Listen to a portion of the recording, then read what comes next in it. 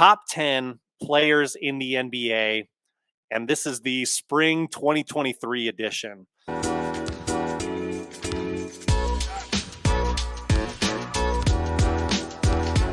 Justin, why don't you go ahead and lead us off with number 10 on your list? Yeah, number 10, controversial figure as of late, but I do think he makes it onto this list, and that's Ja Morant. I think he is obviously the best player on the Memphis Grizzlies. The reason why they are a title contender once he comes back. Why is he 10th and not higher? Just through his transgressions of late. I think if you take a look at the recent history of the league, unfortunately for him, he's been the most recent example of star players that, for some reason, one way or another, have not received that mentorship to not make mistakes, and he has. From a basketball standpoint, I think he's incredible, and honestly, I'd be willing to put him higher on the list. But I think his transgressions. I mean, this is not just one thing, right? I don't think it was that long-reaching, but if you take a look at it in the base of his previous history, it is a problem and is a concern. He's averaging, almost 28 points a game. The Grizzlies are in third place, and that's mostly due to him. I like this pick, Justin. I'm going to go ahead and move into my 10th pick. First, I want to say honorable mention to Damian Lillard. Yep. I struggled with this. Me too. But my 10th pick here, give me SGA, Shai Gilgeous-Alexander. I like it. This is a young up-and-comer. He's gotten a lot of buzz this year. But the Thunder are in 9th place in the Western Conference. Nobody saw that coming. Everybody thought this is one of the teams tanking for Wemby potentially when we started the season, in spite of us already knowing SGA was up and coming. This year, he kind of proved that. He proved last year wasn't really a fluke. He was one of the main storylines for the first few months of the season. Part of the reason I picked him over Damian Lillard for my 10th spot was that he's also a sizable and effective defender. And I do want to give props and shout outs, as you guys will see as we go through the list here, to guys that are really doing it on both sides of the ball. Not that everyone on my list fits into that mold, but I like to give tip of the cap when I can to those types of players. I like that pick. I approve. We see the Suns and the Memphis Grizzlies and even the Pelicans. A lot of these kind of low market teams really rise to the top of the league. And I think the Thunder are the next to be at top of it, not to mention the Kings too. I think don't have to be surprised if the Thunder are the next Sacramento Kings next year. So number 9, and to me, I'm not enthusiastic about this pick, but he gets slept on a lot, and his stats are not impressive. But I think in a clutch situation, how can you not count this guy out? And that's Kawhi Leonard. The Clippers are 5th. His stats are not sensational, but I just think been out a lot too. He has, but at the same time, if we take a look at the Clippers in a clutch situation, it's hard to bet against him. Specifically, if they face Devin Booker or even Ja Morant, or if they tangle with the Kings. I mean, you have a cold-blooded killer in Kawhi Leonard that's proven that he's able to win multiple championships in multiple different situations. And I just think him not on this list, I would just feel weird about it, despite him not being the most flashiest player and somebody who can get it done on both ends of the floor, like you were saying. So not on my top 10, and it's purely because of durability. Yeah. But again, I don't disagree with anything you said. If you tell me, if we're going into a playoff series and you tell me I get Kawhi Leonard for all the games in that series, then yeah, I'm worried. I'm probably not betting against him against almost every team, maybe other than potentially Bucks and Celtics this season. I'm worried. And even then, I'm nervous if you tell me we get fully healthy Kawhi. So I like that pick. I don't hate that pick. Number 9 for me, and I'm going to move right into my number 8, because number 9 for me, I picked Ja Morant. You and I are of the same mind when it comes to Ja Morant. So I'm going to move right into number 8. This is someone who is on the favorites to win the Western Conference. And this is the gentleman who started off the Suns' rollout here. And this is Devin Booker. So if you're looking at the 8-0 Suns, from the bubble way back when. Devin Booker, I think he set a lot of things in motion. He had MVP buzz this year while he was still healthy, had that injury, unfortunately. But I think when you consider how much of a title threat the Suns are, and especially how that was solidified once KD joined the roster, Devin Booker deserves a lot of respect for that. Suns on Bovada, as I mentioned, are the favorites to win the Western Conference at plus 225. Justin, your thoughts and your 8 pick. He is not on my list. Good, good. But I think I get why you put him on, and I think this is like MVP, right? Like, how do we define who is the MVP? There's so many definitions. I think that goes for the top 10 players that we are defining it, and I think my definition is just who is the best in terms of who's going to win a game for you. And I think right now, if I'm picking between Durant or Booker, I think Kevin Durant's the better player. Now, granted, he's hurt. I I think he. I agree with that. I have Durant on my list a lot higher. We'll talk about him later. But Me too. um, I, I just couldn't put like two Suns on my list. So they had to be one or the other. But I get why he's an incredible player. My eighth player is LeBron James. Now he's currently hurt. We'll Mm. have to wait and see. Again, all of my players are hurt, have been hurt on this list. A little bit of a bummer, but I mean, the guy is just playing at an incredible level at his age.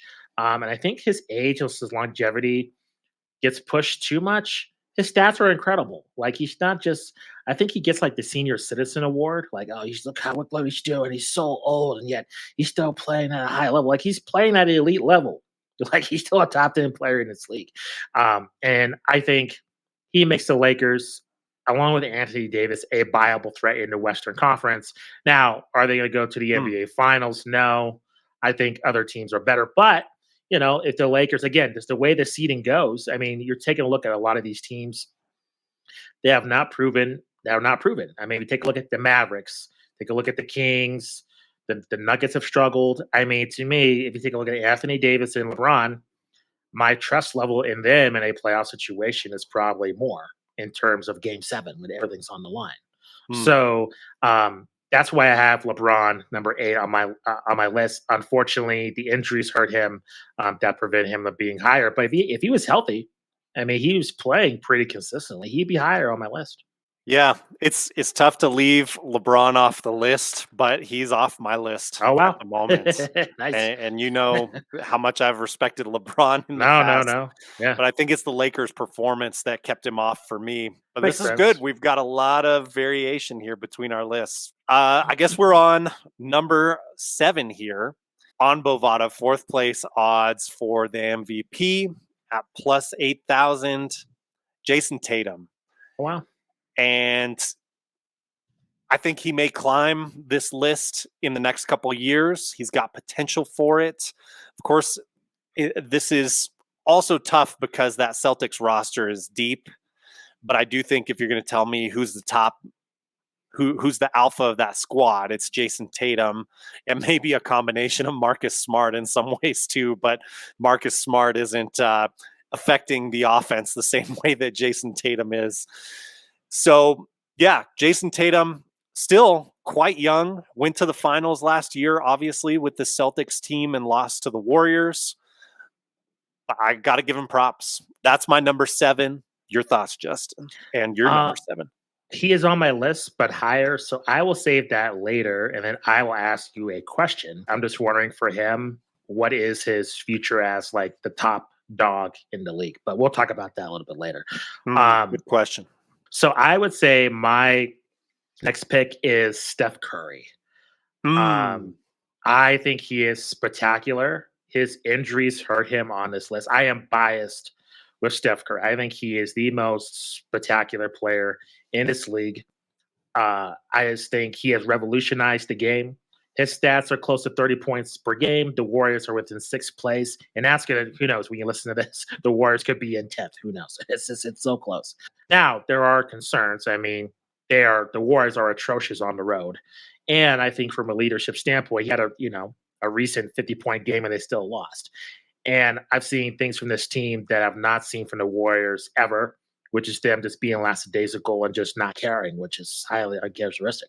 So I think that is a strike against Steph Curry. He is, a leader on this team, and just to see them have these struggles is highly uncharacteristic.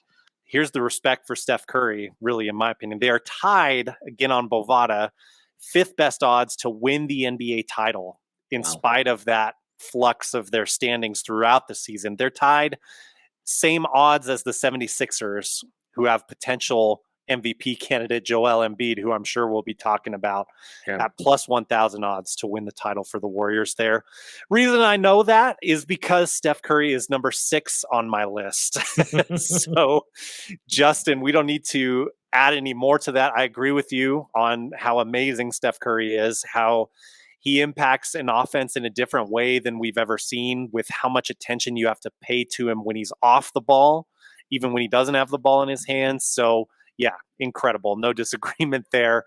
And has really handled stardom to this degree very, very well, from his explosion in like 2013 and beyond, when he really came into being Steph Curry and then the MVP. I mean, just has always had that maturity about him to handle that as well. So always been super impressed with him, even if at times I was rooting against those Warriors teams in the championship. Can't hate on him by any means. So Justin, that's my 6th pick. We'll just throw it right back to you for your next pick. Yeah. Number 6 for you. Yeah. So I would say my next pick is Kevin Durant. There's no doubt that Kevin Durant's one of the most efficient players in NBA history. I mean, he's averaging 30 points a game. His impact's instantaneous. He is another genius basketball mind that doesn't get really respected that much. I think people take for granted his efficiency and his stats, and he is incredible. And it was So, already clicking in Phoenix. yeah, yeah. And I think He's the Swiss Army knife, like we talked about. yes. And then once he gets healthy, the Suns are an instant threat to win the championship immediately. So, not much more just to say about Durant. Hopefully, he just gets healthy soon. You want to talk about impact? They are third best odds on Bovada to win the NBA title. Third best odds over the Denver Nuggets. Only teams above them are the Bucks and the Celtics. How do I know that? Well, because KD is 5th on my list, Justin. So we're getting into a little pattern here. Yeah. 6 on Steph was 7th on your list. He's 6 on mine. KD, 6th on your list. He's 5th on mine. I'm in total agreement with you about what you just said about KD. So why don't we go ahead and move forward and get your 5th pick? The top 5 I wrestled with, and I'll be honest, I was really debating moving one of my other picks in place of this pick, and that is with Luka Doncic. I think Luka's kind of taking like a little bit of a step back recently, but I think Luka's still just incredible. It's just hard for me to put other guys on ahead of him. The guys I've mentioned, their injuries, and I think Luka's been pretty consistent. Now the strike against the Mavs are 8th. Like, I think as a leader and an MVP candidate, I think that supremely hurts him in that regard. So I think that's why I have him on that, but still incredible. He is this a phenom in this league, and we'll see. I think this is another player. I think we have to wonder, where what kind of expectations are we going to have for him? Is this going to be because of his leadership and his play style? Is that going to be limiting, or is it going to be on the Dallas Mavericks organization to put other pieces around him? And like you said, Matt, I mean, them trading Jalen Brunson was a massive, in hindsight, a massive mistake, and it's kind of coming back to haunt them now. So, right on. Number 4 for me. The pattern continues. It's Luka Doncic, who you just talked about. I feel bad. You're like doing this heavy lifting for this show now, no, you're introducing good. all these players. So, in spite of Luka being this generational talent, and he's coming, believe us both, he's tied with the very disappointing Lakers of this season in terms of odds to win the title. I guess you could look at that at a number of ways. My question with Luka right now is just how bad he really wants it. I mean, is he going to veer into being more of a Kobe or more of a Shaq? and both players dominant. But where is his determination? Where is his fire? What are his true motivations? Because he might not be a killer like Kobe. I mean, we've seen him get competitive. We've seen him get heated with, number 8 on my list, Devin Booker. I mean, recently in that Suns Mavericks matchup. But why is he not in shape? And we're getting close to the playoffs.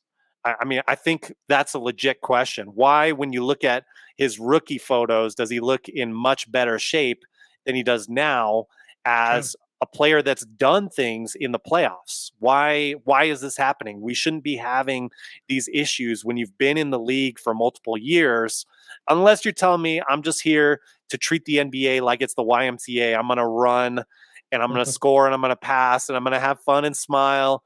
But, whatever. If we lose, it was just rec league basketball, I guess, if you're going to treat it that way. And look, I'm with you. I love Luka Doncic too. My anger stems from I want to see you go all out. Like, I want to see the max Luka Doncic. So that's what I've got on Luka. That's my number 4. Justin, the floor is yours for your number 4, and it'll probably be my number 3, I'm guessing. Probably not, just because he was ranked. You already mentioned him, and Oh, that thank is goodness. Jason Tatum. And I agree with some of what you said about Jason Tatum, but I find it interesting because all I hear about Jason Tatum is like he's fantastic, he's a great player, but he's gonna get like 4th or 5th in MVP, and I'm just wondering like, will he ever win MVP in this league? Like ever? Mm. Like what does he have to do? Like, because is it to a point? Is it? I guess what I'm saying is, let's just hypothetically speaking. I'm not sure this will happen, but he gets traded or he just leaves for free agency, whatever. He goes to a different team. Does he still have a shot at winning MVP over just the other elite players in this league? That now we're seeing a little bit of a resurgence of big men, and with Victor Wembanyama coming, and who knows what Paulo's going to do. I mean, we're seeing a resurgence in just taller, players that used to dominate this league.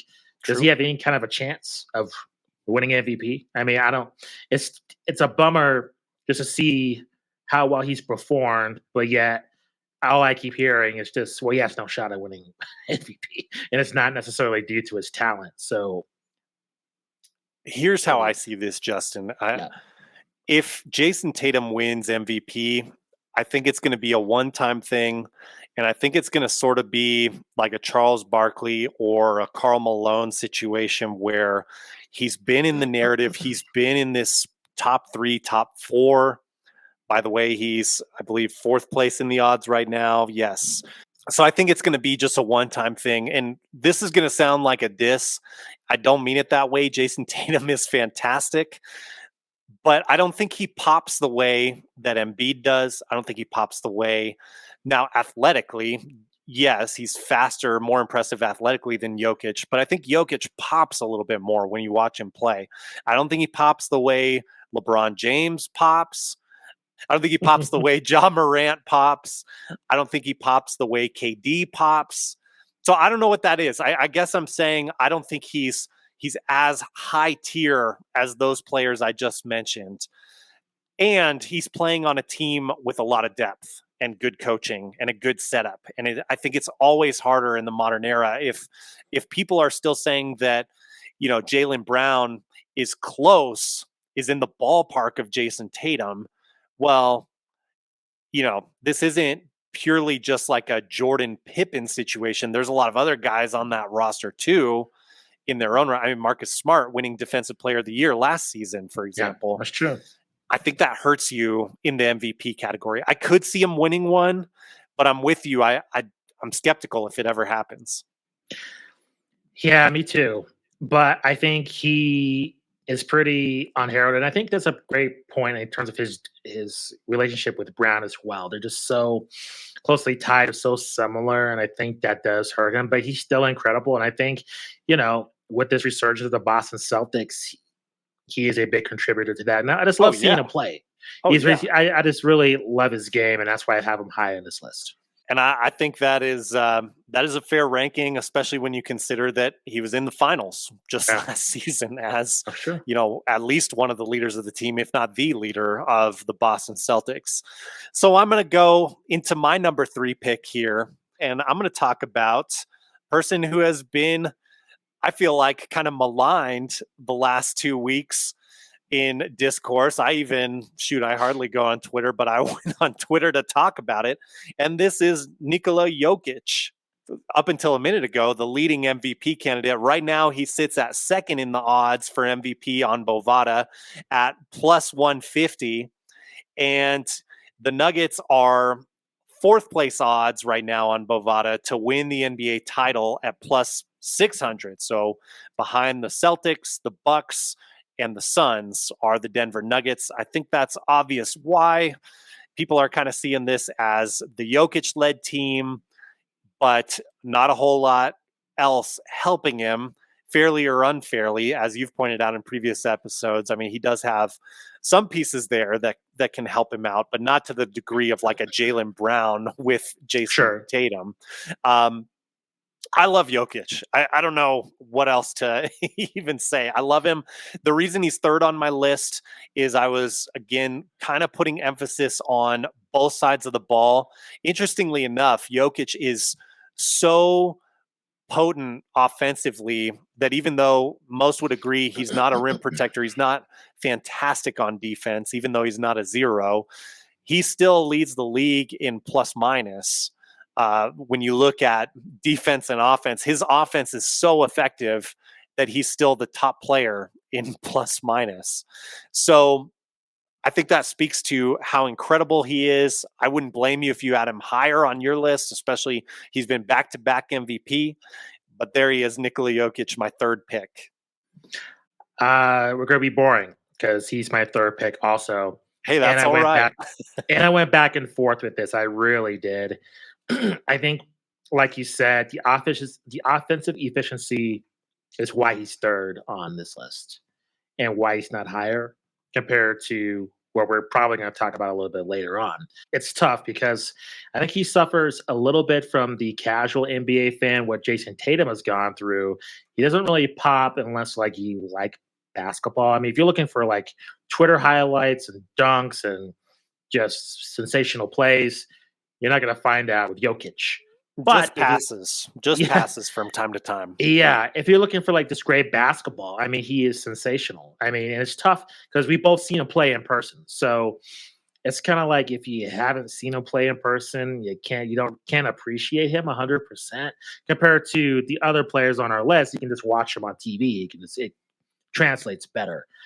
But I think why I don't think he'll be MVP and why I have him third in this list is again just the other two guys are just having monster seasons, and they're relative to their rankings in terms of their conferences, and that's why he's third. I think we're aligned in terms of where he's ranked on here, but still an incredible player for sure. Yeah, bad timing in terms of the MVP voting. I mean, we have the Kendrick Perkins, JJ Redick controversy happen, Yeah, true. and the Nuggets go on a 4-game losing streak. People are looking for reasons, like you said, and in some ways fairly so, because he's won it back to back. People are looking. This always happens with the voting. I mean, it's not unheard of to look for different options and reasons to vote for different options. So this is bad timing for Jokic. Second on my list, Joel Embiid, who right now is just slightly the first favorite in terms of odds on Bovada to win MVP. He's at minus 125. He's also, for the record, eighth place in Defensive Player of the Year odds on Bovada at plus 15,000. I don't think he's going to get that, but it's interesting that he is on the list at least. And that speaks to why I put him on the list above Nikola Jokic. For one thing, they're having fairly comparable seasons in different ways, but they are being dominant on their teams. You could argue the Eastern Conference is a little bit more stacked, at least until the trade deadline, a little more stacked than the Western Conference. And Embiid has been leading the 76ers through that. James Harden is kind of one night he's got it, one night he doesn't. So I don't think he has quite as much help as some of the other guys on the list that we've mentioned do. He's just doing things that we haven't seen at the center position in terms of being, his draft comparison was Hakeem Olajuwon. I won't put him there defensively, maybe ever, but he's got more shooting range than Olajuwon had, which is an extra element in his game. And he is knocking down 3-pointers. It's not the first shot you want him taking, but he's doing it with some success, and he's not killing the team as a result of it. And he also anchors that defense. And I think that has tremendous value. And I think really, honestly, that's the number one value that I want from my center if I'm building like my theoretical NBA team. So Jokic, not traditional in that aspect. Embiid is as kind of that defensive anchor. So I've got him number 2. Justin, thrown it to you. Interesting, because I will get the Embiid in a little bit, but Giannis Antetokounmpo is my number Mm, 2. It's tough because I think they're 1A, 1B. I mean, if you ask me tomorrow, I might have these two flipped. So, I mean, this is no diss between one or the other. sure. But I think Giannis is incredible. I think just a physical phenom. Another player I find really underrated in the league. And I think I can't put my finger on it. I mean, It's because to weird, me, huh? I feel the same yeah, way. because he has everything. He's a goofball. He's entertaining during press conferences. He's honest. He's a great player. I don't he checks all the boxes, and I think he has the ability to overcome what a lot of foreign athletes usually have to struggle with. But yet, I don't know. In terms of his popularity, I do think there's a little bit of a disconnect. Maybe it's just the small market he plays in. I'm not. Maybe that's a factor, but I think he's just sensational. I think he's just a physical mastodon, very similar to Embiid. But there's just in the paint, there's just no stopping him. He has, I mean, maybe Embiid, that's it. I mean, other than that, he has no rival in terms of stopping him. He's just such a physical force, and I'm excited to see this year, especially if the way the brackets go, if the Bucks face the Sixers, them two going at it. I Oh, think I hope so. Yeah. I hope we get to see that matchup, and hopefully we get to see it multiple years too. But Yeah. with injuries and just things happening, it just I don't know how the odds of that are going to play out. But I just think Giannis again, Wyatt. I don't know. I am biased for Embiid, and I'll get to that later. But that's probably why I have him number 1. I think he's just having just a killer season, but again, stats are He very is. comparable. So I like that pick, obviously. I mean, getting to my number 1, it's Giannis. And I guess you could say I've been pretty consistent about my love for Giannis. He was my pick for MVP at the start of this year. I thought it would bounce back to him. Honestly, if I had to predict right now, it seems like Embiid's going to win MVP, but it is close enough that these win streak, lose streaks at the end of the year are going to impact that for those 3 teams, the Sixers, the Bucks, and the Nuggets. I think you're right. I think Embiid to this point is having a better season than Giannis. I guess one thing when looking at, and you could debate certainly how much we should tie in things that have happened in the past to this list. I just trust Giannis's durability a little bit more. Embiid used to have major issues, that's fair. but this is kind of arguing semantics here because you could say, well, this is a report card for spring 2023. Who's your list? Who you got? And you can certainly make a case for Embiid here. So I think we're splitting hairs here. I do think Giannis is a little bit more dynamic. So just slide edge to Giannis for me. Giannis also has the chip, not to go all ring culture here on you, certainly, Justin, or anybody. Because I mean, LeBron has tons of chips and he's not even on my top 10 list. So I don't know. I think we could talk circles around who should be first, who should be second, It's but I want to close. hear more about your case for Embiid, who is your number 1 pick.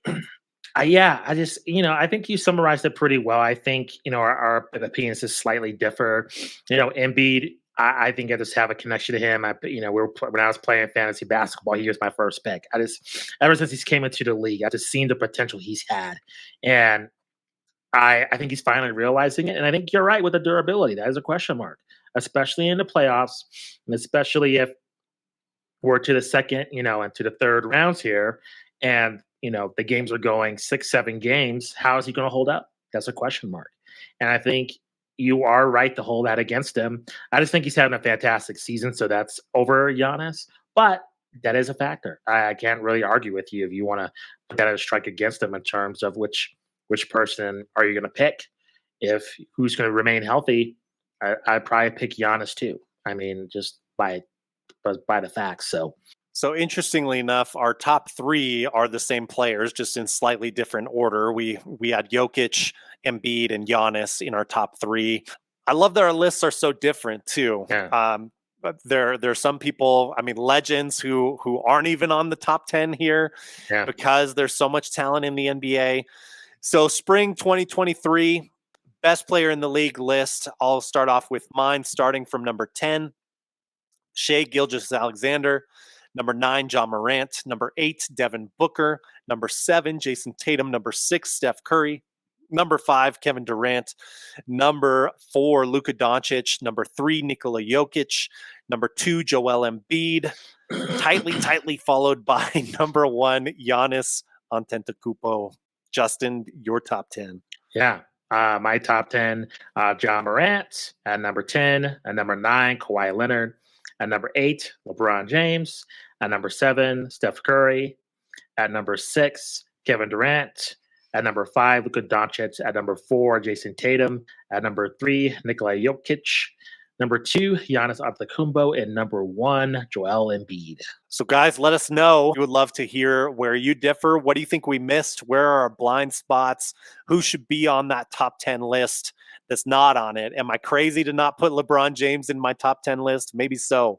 Really appreciate you guys listening. We will be back with you soon with another episode of In the Lab with Hoopsology. For Justin Goodrum, I'm Matt Thomas. Peace out. See you next time.